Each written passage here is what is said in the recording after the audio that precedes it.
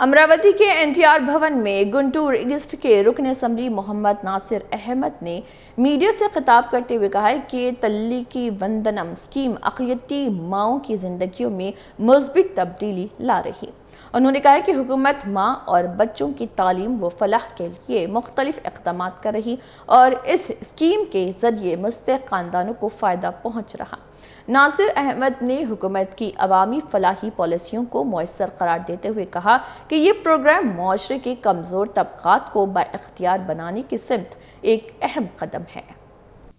अंदरिकी नमस्कारम, अस्सलामु अलैकुम। విద్య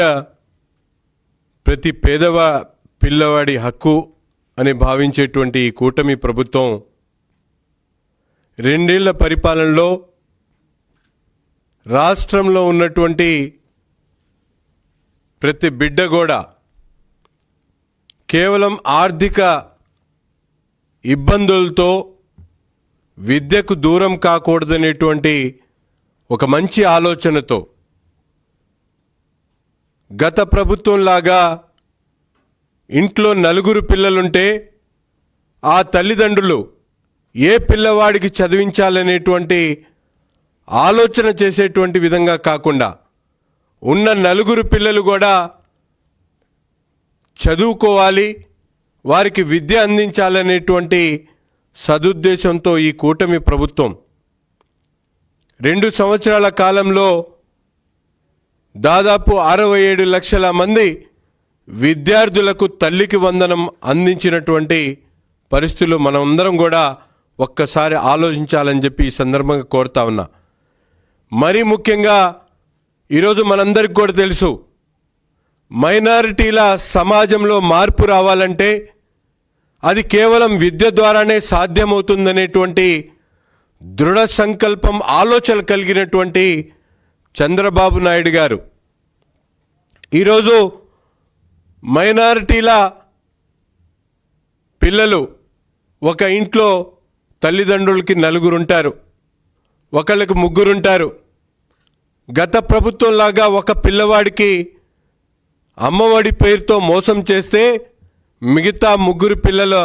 చదువులు ఏమవుతాయనేటువంటి ఆలోచనతో ఆర్థికంగా ఎన్ని ఇబ్బందులున్నా కూడా ఎన్నికలు చెప్పినటువంటి మాట ప్రకారం యువ నాయకుడు నారా లోకేష్ గారి నేతృత్వంలో ఈ రాష్ట్రంలో ఉన్నటువంటి ప్రతి బిడ్డ కూడా ఆర్థిక స్తోమత లేక విద్యకి దూరం కాకూడదనేటువంటి ఆలోచనతో ప్రతి పిల్లవాడికి కూడా దాదాపు 4 పిల్లలుంటే 4రికి కూడా పెద్ద ఎత్తున తల్లికి వందనం ఇచ్చేటువంటి కార్యక్రమం. కానీ ఈరోజు ముఖ్యంగా మనందరం కూడా చూసుకుంటే గత ప్రభుత్వం కేవలం 5,000 కోట్ల రూపాయలతో అమ్మఒడి పేరుతో కార్యక్రమాన్ని తీసుకొని అనేక సాకులు పెట్టి కరెంటు బిల్లు వస్తే పిల్లవాడికి ఇచ్చేటువంటి తల్లికి వందనం ఎగ్గొట్టేటువంటి కార్యక్రమం, ఉద్యోగం చేసుకునేటువంటి